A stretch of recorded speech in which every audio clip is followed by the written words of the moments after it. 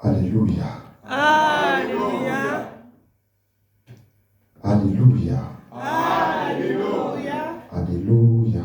Alléluia. Je vais vous prendre 2 minutes. Je ne vais pas attendre les 40 minutes, ne vous inquiétez pas. Je serai assez rapide. Nous allons chanter d'abord avant de parler de la parole de Dieu. La chanson que je voudrais qu'on interprète, c'est Esprit Saint Consolateur. Esprit Saint Consolateur. Esprit Saint, Esprit Saint. Consolateur. Consolateur, Viens vivifier nos âmes. tu Possède la vie éternelle. Tu es le libérateur de la mort. sois loué, Dans les villes victorieux, tu possèdes la vie éternelle. Tu es le libérateur de la mort. je vous remercie mes bien-aimés. Amen. Vous pouvez vous asseoir, je vous remercie de cet accueil. Et ce matin, je voudrais encourager un homme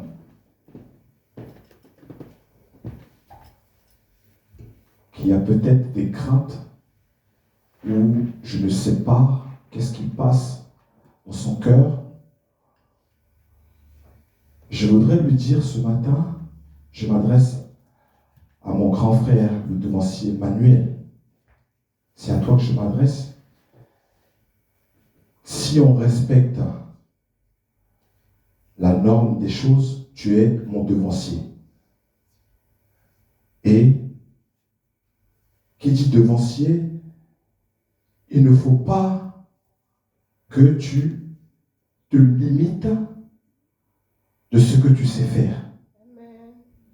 Parce que Dieu, marchant avec toi, c'est lui qui t'apporte la parole qui sort de ta bouche. Il ne faut pas craindre de parler de lui. Parler ici,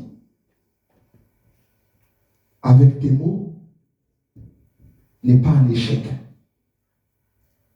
C'est pour la gloire de Dieu. Amen.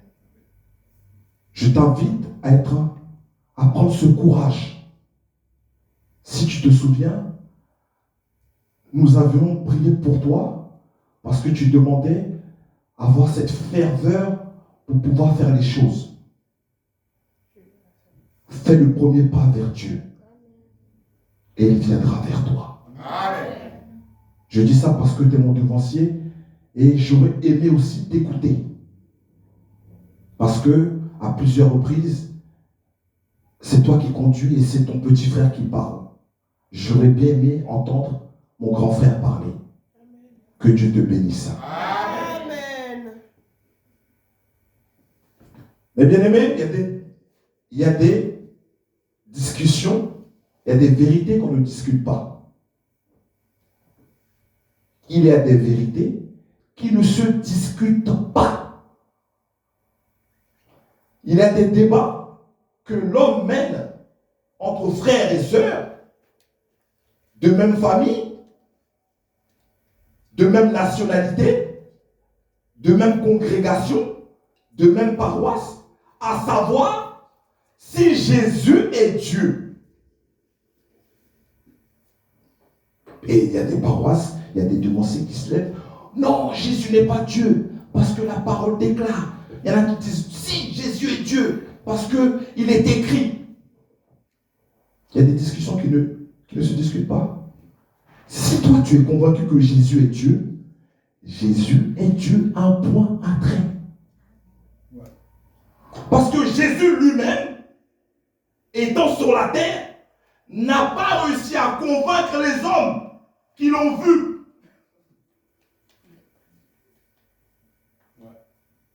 Et vous voulez discuter. Et nous plutôt, excusez-moi, je me mets dans le lot. Et nous voulons discuter. Non, il est Dieu. Non, il n'est pas Dieu. Il y a des discussions, ça ne sert à rien. Parce que, pourquoi je dis ça? Parce qu'il y a des gens qui ont des arguments. Ils ont des arguments, mais béton. Et ils peuvent vous faire changer d'avis. Rien que le fait de mettre le doute en vous, Satan, il rentre direct. Parce qu'il peut prendre des versets et des controversés, et des controversés, et des controversés, pour vous convaincre que Jésus n'est pas Dieu. Et vous allez là. Mais admettons, est-ce qu'il avait raison? Le fait de penser ça, Satan s'immisce dedans. Il y a des discussions, il ne faut pas les mener. Jésus est Dieu. Oui, Jésus n'est pas Dieu. Il dit non, Jésus n'est pas Dieu. Amen. Et laisse-le avancer. Toi, tu es convaincu que le nom de Dieu soit béni. Amen. J'ai dit que je ne veux pas être long. La première lecture est tirée de 2 Rois, chapitre 4, de son verset 32 à 36. Dans cette première lecture, nous allons la lire. Dans cette première lecture, on parle d'un miracle. On parle d'un fils que le prophète Élisée a trouvé mort sur le lit. Et parce qu'il a faim, l'enfant s'est levé. Mes bien-aimés, je m'adresse à toi qui m'écoutes ce matin. Je ne vais pas prendre des versets pour ne pas t'embrouiller le cerveau. Élisée est un homme qui marche avec Dieu et Dieu marche avec lui. Il a réussi à faire lever du lit quelqu'un qui a perdu la vie.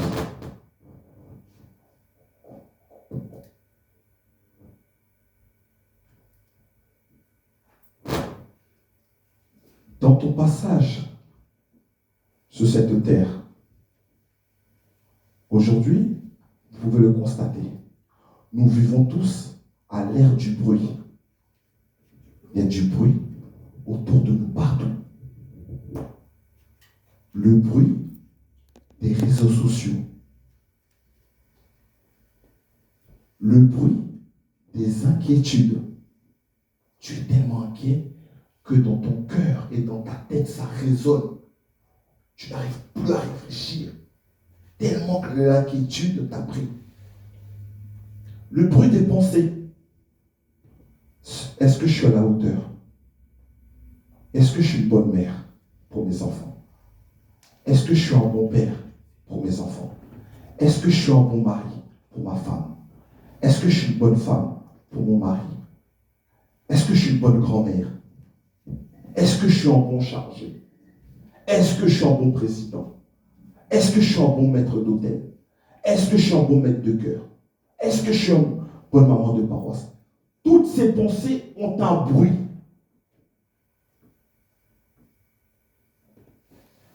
Tu as traversé des choses, on t'a humilié. Beaucoup de gens se sont moqués de toi. Dans ce bruit-là, ils se sont moqués de toi. Mais aujourd'hui, on nous parle d'une lecture où la mort est la fin pour l'homme sur la terre des vivants. Est la première bataille perdue. Mais ce n'est pas fini parce que nous avons Jésus. Et on dit que après ça, l'enfant ne bougea plus. Mais regardez comment on opère, comment on change de dimension, comment on ramène les choses à la vie. Élisée nous l'a montré aujourd'hui. Et tu dois l'appliquer dans ta vie. Ce n'est pas dans le bruit que ton miracle va arriver. le changement de ta vie, ce n'est jamais dans le bruit. La parole déclare, on peut le lire s'il vous plaît, les mots sont importants, les mots ont un sens. Est-ce qu'on peut lire 2 Rois 4, verset 32? Lorsque Oui, écoutez bien. Élisée entra Il dit, lorsqu'il rentra, et ferma la porte sur eux deux, lorsque toi tu constates qu'à un moment donné, les choses ne tournent pas rond, lorsque tu constates que ta vie tourne en rond, lorsque tu constates que tu ne vas ni à droite ni à gauche, tu n'avances pas, tu es toujours au même point, oui, il dit quoi? il ferma la porte sur eux deux et Oui. pria l'Éternel. Voilà. À partir de ce moment que tu as constaté, tu as fait un constat sur ta vie, sur ta famille, parce qu'il y a des familles qui se déchirent. L'attitude, c'est de ne pas hausser le ton. C'est toi qui es dans le Seigneur. Tu rentres dans ta chambre et tu fermes la porte. Là maintenant, c'est toi et Dieu. Continuons. Pardon, excusez-moi. Lorsque Élisée arriva dans la maison, voici l'enfant était mort. Il constate qu'il n'y a plus de vie. Tout est fini, oui. Sur son lit, Élisée entra, ferma la porte sur eux deux et pria l'Éternel. Pardon. Il monta et se coucha sur l'enfant. Doucement, on va aller doucement. Donc, Élisée constate un fait. Oh. Là, on lit qu'il n'a pas paniqué. Il n'a pas paniqué. Souvent, nous, je ne le souhaite pas, je touche du bois. Maman Pélagie qui est parmi nous, une fois ici, pour ceux qui étaient là, elle a fait un malaise. Elle avait fait un mini malaise. Regardez comment c'est enflammé. On était un peu, tout le monde était un peu déboussolé. Ah, ramène l'eau, Jéhovah Jésus-Christ. Le seul qui est resté calme, c'est le chargé. Je me rappelle, j'avais vu son attitude. Mettez-la, il dit, mettez-la assise là, mettez-la. On va prier pour elle. C'est comme ça le miracle s'opère. Le miracle ne s'opère jamais dans le bruit. Le changement ne s'opère pas dans le bruit. Ce que tu désires, c'est jamais dans le bruit. C'est dans le silence. Toi face à Dieu, Dieu avec toi. Et donc Élisée ferme la porte. Il s'isole. Il prie. Ésaïe 30, verset 15, s'il vous plaît. Pour appuyer mes propos. Ésaïe 30, verset 15. Si quelqu'un là.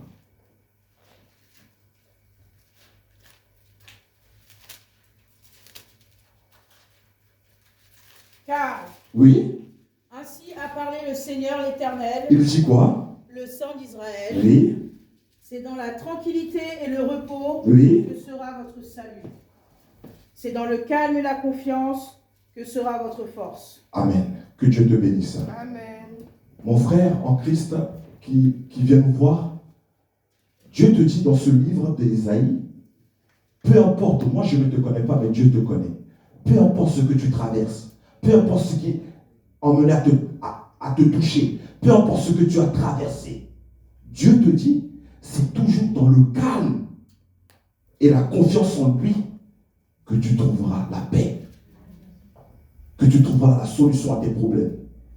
Ce n'est pas en disant, ah il m'arrive ça, vous voyez, il m'arrive ça, nanani. Ça ne solutionnera pas ton problème. Ferme toujours la porte de chez toi. Isole-toi, mets-toi à l'écart et prie le Seigneur Dieu. Je m'adresse à vous aussi, mesdames. Votre mari ne vous comprend pas. Il ne vous écoute pas comme les femmes pourraient dire, ah, il ne m'écoute pas. Ce n'est pas en levant la bouche, en criant partout. Ah, tu ne m'écoutes jamais. Tu ne fais qu'à ta tête. C'est en s'isolant, en disant, Seigneur, voilà l'homme que tu m'as donné là. Façonne-le à ta manière afin qu'il puisse m'écouter. Dieu qui est dans le secret, qui est ton Père, lui parlera tôt ou tard. Et tu trouveras gain de cause. Que le nom de Dieu soit béni. Amen. Ce n'est pas devant un grand public qu'Élisée s'est montré. Il n'a pas dit. Il n'a pas dit, sortez l'enfant du lit, ramenez-moi sur la place publique. Il s'est isolé. Il n'a pas mis de spectacle. Il n'a pas crié. Mais il a fait un processus. Parce que, regardez, tu peux monter dans le verset 29 de la première lecture. Ce n'est pas la lecture du jour, mais je vais vous montrer pourquoi il a changé son mode. Verset 29, il dit quoi? Et Élisée dit à Géasi, il dit d'abord à son fidèle compagnon, Saint tes reins, prends mon bâton dans ta main oui, et pars. oui, Si tu rencontres quelqu'un, hein, ne le salue pas. d'accord, il dit à son fidèle compagnon, va devant moi, oui, prends mon bâton. Si quelqu'un te salue, ne lui réponds pas. Tu mettras ton bâton sur le visage de l'enfant. La mère de l'enfant dit, l'Éternel est vivant et ton âme est vivante. Je ne te quitterai point. Verset 31. Géasi les avait devancés. Oui. Il avait mis le bâton sur le visage de l'enfant, Oui. mais il n'eut ni voix ni signe d'attention. Voilà la première pensée d'Élisée. Comme son bâton faisait des miracles de base, lui, sa pensée, c'est de dire à son fidèle compagnon, vas-y, va avec ce bâton-là. Et pose le bâton sur l'enfant. Mais il n'est rien arrivé. L'enfant n'a pas bougé d'un iota. Parce que le bâton n'apporte pas la vie. Le bâton de Moïse n'apporte pas la vie. Le bâton solutionne des problèmes. Le bâton solutionne des problèmes. La bougie que nous allumons n'apporte pas la vie. Une bougie n'apportera jamais la vie. Ce qui apporte la vie, c'est la parole de Dieu. Amen. Si quelqu'un vous entendez, oh, prenez une bougie vite, là, la vie est en train de partir. C'est faux. La bougie, elle solutionne le problème d'obscurité. Ça veut dire qu'il manque l'obscurité, bougie, symbole, lumière. Mais elle n'apporte pas la vie. Le bâton, c'est pour ça qu'il a réfléchi, il dit, prends mon bâton, vas-y, vite. Mais sauf qu'il n'est rien apparu. À un moment donné, il y a un processus qu'il a respecté. Il est rentré, il a fermé. On dit qu'il a fait bouche contre bouche, yeux contre yeux, et main contre main. En faisant ces gestes-là, dans la lecture, il se transmet la vie que lui il la transmet dans l'enfant. Et l'enfant commence à se réchauffer. C'est vous les hommes qui transmettez la vie avec la parole de Dieu. C'est pour ça qu'on appelle Jésus homme sauveur. C'est pour ça qu'on l'appelle Jésus. C'est écrit, hein? Peut-être que je ne le vois pas. J-H-S. Jésus. D'homme à homme, il sauve les hommes. Jésus, homme sauveur. Que le nom de Dieu soit béni. Amen.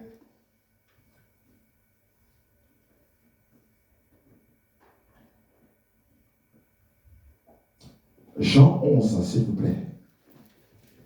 Jean 11. Merci ma grande sœur Rebecca. Jean 11, verset 1. On va lire que le verset 1, le verset 4 et le verset 14. Il y avait un homme. Ah, gloire à Dieu. Il faut se battre pour le royaume des cieux. Malade, Lazare de Béthanie. Oui, là c'est le verset 1. Village de Marie et de Marthe, sa sœur. D'accord, verset 4. Alors, excusez-moi, il y avait un homme qui était malade. Il y avait un homme qui était malade, on le décrit ici dans cette lecture, on dit qu'il s'appelait Lazare. Et on dit là où il a grandi. On donne sa position. Et on donne même sa sœur. Verset 4 du coup. Après avoir entendu cela, Toujours Jean 11 dans verset 4, oui. Jésus dit, cette maladie n'est point à la mort, mais elle est pour la gloire de Dieu, afin que le Fils de Dieu soit glorifié par elle. Amen. Que le nom de Dieu soit béni. Amen. Il faut apprendre dans votre vie, dans notre vie, que les choses qui nous arrivent, c'est pour la gloire de Dieu. Il faut apprendre les choses qui m'arrivent, c'est pour que Dieu soit glorifié. Quand tu dis ça, par exemple, admettons, je vais prendre ma personne parce que je ne veux pas que les gens pensent que je leur en veux. Je prends ma personne, je fais des affaires. Je fais des affaires, ça marche au début, je suis content, ouais, gloire à Dieu, ouais, tout ça. Et à un moment donné, je perds tout. Ah là là, Dieu m'a abandonné. Non, pas tout le temps. Pas tout le temps. Job. Job. Qui peut vivre la vie de Job ici? Non, merci. Non, merci. Voilà, vous voyez? Pourtant, vous croyez en ce Jésus-là. Hein. Vous croyez en ce Jésus, mais il y a des palabres que vous ne voulez pas. On dit Job, il était bien. Même Dieu le qualifiait. Dieu était fier de lui. Elle a dit à Satan, mon petit, viens. Tu vois le bonhomme là, lui c'est mon gars sûr. Et Satan, lui, tellement qu'il est rusé. Tu es sûr, maître? C'est parce que ta main est dessus. Et il a perdu des choses. Mais c'était pour la gloire de Dieu. Dieu a caché les biens de Job derrière lui. Ça, Satan, il ne le voyait pas, lui. Comme Satan n'a pas vu la vie à la croix. Lui, il a vu, il est mort, on a eu. Dieu a caché la vie éternelle derrière Jésus. Jésus, homme. Que le nom de Dieu soit béni. Amen. Verset 14, il dit quoi, papa, pour finir? Le verset 14. Oui. Alors, Oui. Jésus leur dit ouvertement, Il leur dit quoi? Lazare est mort. Oui. Continue. Et à cause de vous, Oui. afin que vous croyiez, Oui. je me réjouis de ce que je n'étais pas là, mais allons vers lui. Vous voyez? Il y a des choses qui vont m'arriver. Je préfère prendre mon exemple là. Pour que vous qui me voyez au plus bas terre, et que quand je me relève, vous soyez contents de la gloire de Dieu. Amen. Parfois, il y a des choses qui nous arrivent, c'est pour que Dieu soit glorifié. Amen. Deuxième lecture.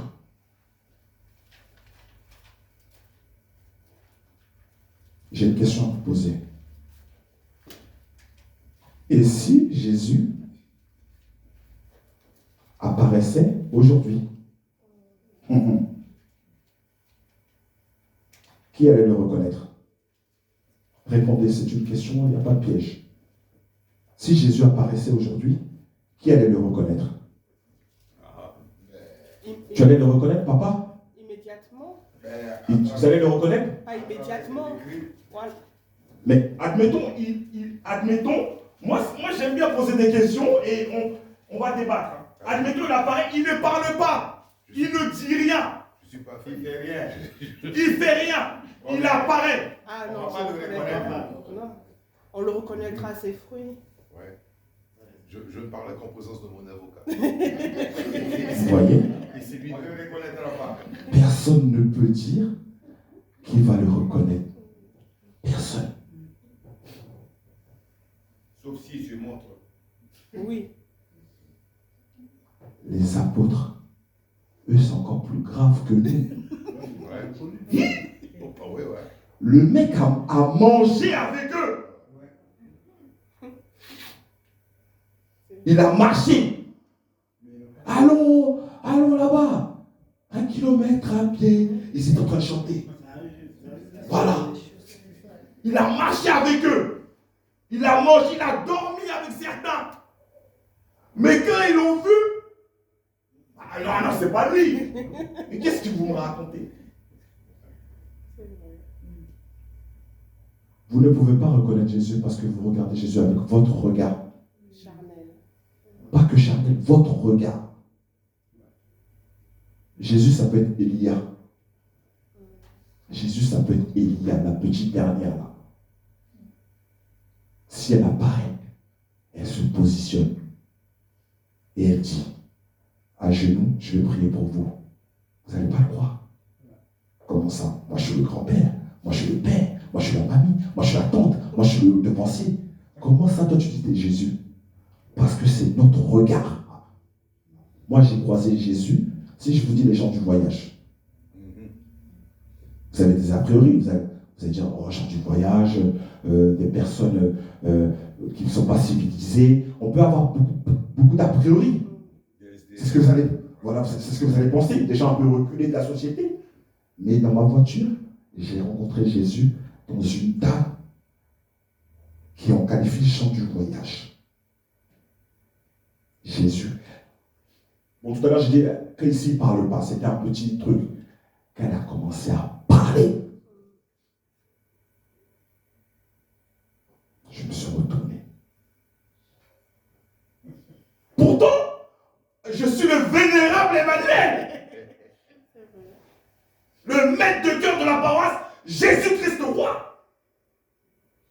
Donc, dans mon orgueil d'homme moins que rien, Jésus ne peut pas être dans cette femme. Mais quand elle a parlé, j'ai entendu Jésus me parler. Il m'est apparu. Oh, et j'ai pleuré face à cette dame. Parce que c'était touchant. Jésus n'est pas celui que vous croyez. Jésus ne ressemble pas à ce que vous pensez. Par exemple, vous voyez, on a tous regardé les films de Jésus. Aujourd'hui, là, c'est parce que Dieu est bon. Hein. Il laisse croire que Jésus, c'est lui. Au monde entier. Donc la plupart des gens, nous on est partis à Rome. Quand tu vas à Rome, il y a l'image de cette personne, et patati, et voilà. Ils sont là, waouh, on va acheter le tableau. Mais s'il apparaît devant des milliards de personnes et qui ne ressemble pas à cet homme, vous allez dire quoi? Toi, tu es un menteur, tu n'es pas Jésus. Vous voyez l'homme? Voilà ce qui s'est passé pour les apôtres. Parce qu'eux, ils attendaient Jésus venir dans la gloire. Trompette d'or, retentissant, autour du trône. Ils attendaient Jésus. Mais il ne peut pas venir comme tu nous le décris. Les deux autres, il s'est apparu aux deux premiers, ils ont couru. Ah, les gars, on a vu Jésus.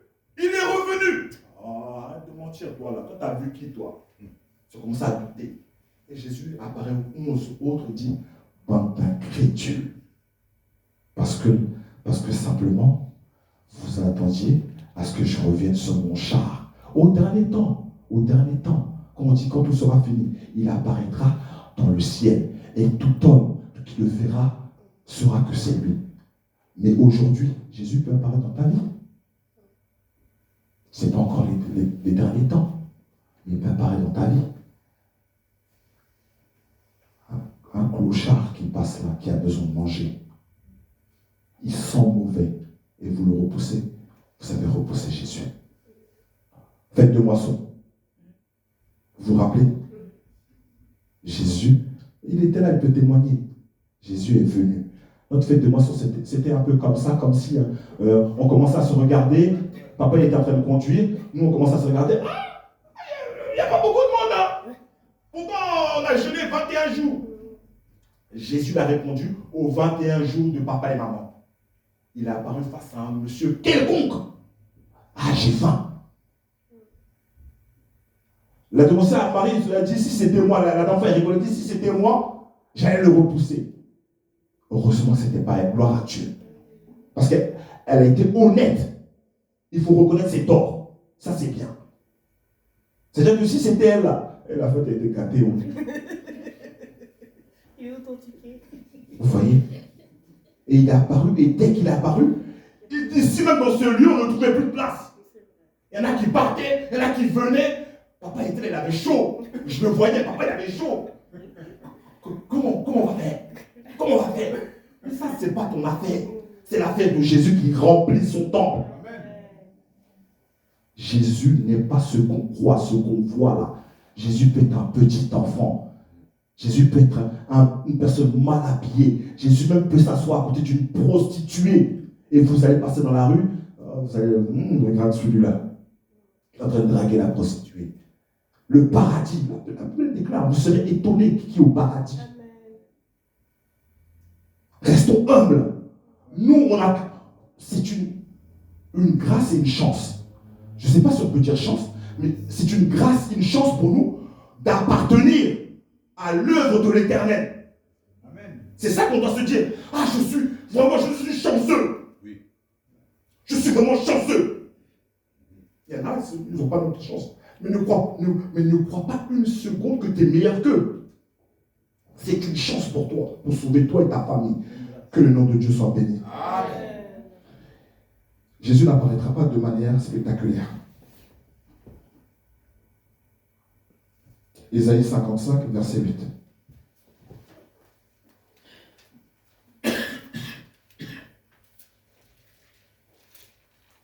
Car mes pensées ne sont pas vos pensées. Voilà, c'est tout. C'est tout.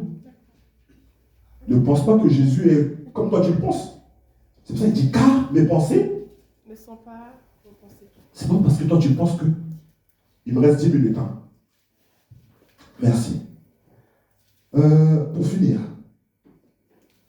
moi il y a quelque chose qui m'a frappé dans cette lecture. Je crois que c'est le verset 17. À partir du verset 17, si vous pouvez lire la lecture du jour, de cette lecture.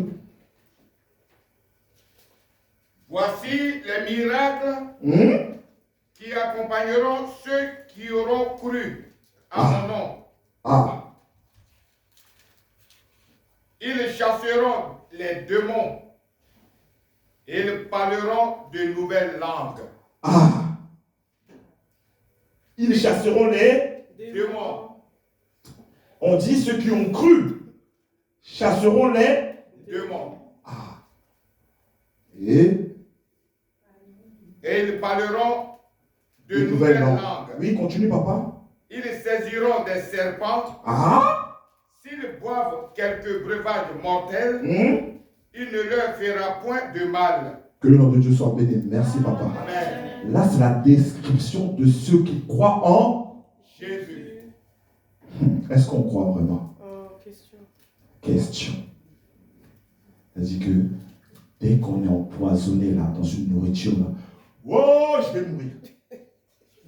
Alors qu'on dit c'est ceux qui croient qui vont manger même ce poisson jusqu'à même dans son ventre et ça ne leur fera rien. Amen.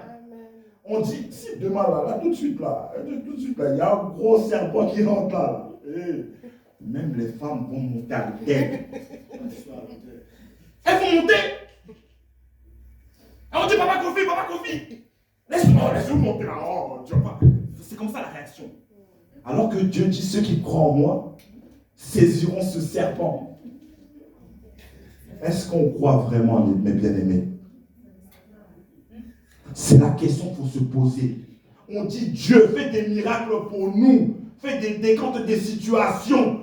Mais on croit Dieu dans un verre d'eau, alors que lui c'est la mer. Souvent même on prie, on espère que la pièce tombe du bon côté. Jéhovah, j'ai besoin de ça. Amen. J'espère qu'il va me répondre. Hein? C'est comme ça on ne pense même pas ce qu'on dit là, si c'est vrai, si ça va se réaliser. La parole de Dieu dit, ils chasseront de démons ceux qui croient en moi. Ceux qui ne croient pas, eux pour eux, ce n'est pas la peine. On n'est pas là pour eux, on est là pour nous. Est-ce que nous, on croit vraiment en ce Jésus-là? Tout le monde doit se poser cette question ce soir, ce matin. Est-ce que je crois réellement en ce Jésus ou je suis là pour faire de la figuration? Je viens parce qu'il y a une bonne ambiance. C'est dur, mes paroles sont un peu dures, c'est vrai. Mais c'est la réalité. Es-tu prêt à chasser des démons? On n'a pas décrit les démons. Hein. On a dit des démons. Il y a des démons, ils sont coriaces. Souvent, on les voit, les grands devanciers. On dit prière de combat. Ah, moi, prière de combat là. En tout cas, moi, je ne fais pas ça. Hein. Et il dit qu'il croit en Jésus et il a des dentelles de je ne sais pas quoi. Il n'est pas capable de chasser un démon. Il a peur. Et même des fois, même quand il prie, il veut qu'on prie pour lui. Elle priez pour moi, pour que l'esprit là que j'ai chassé là puisse rester ici ou qui ne me suivent pas chez moi. Comme si l'esprit a un GPS sur lui. On ne croit pas en Jésus réellement. Et posons cette question. On a des prophètes ici. Comment croire en toi? Parce que la parole déclare, pour finir, celui qui manque de foi, qu'il la demande. Demandons la foi, mes bien-aimés. Amen. Afin que le nom de Dieu soit glorifié dans notre vie. Amen. Au nom de Jésus.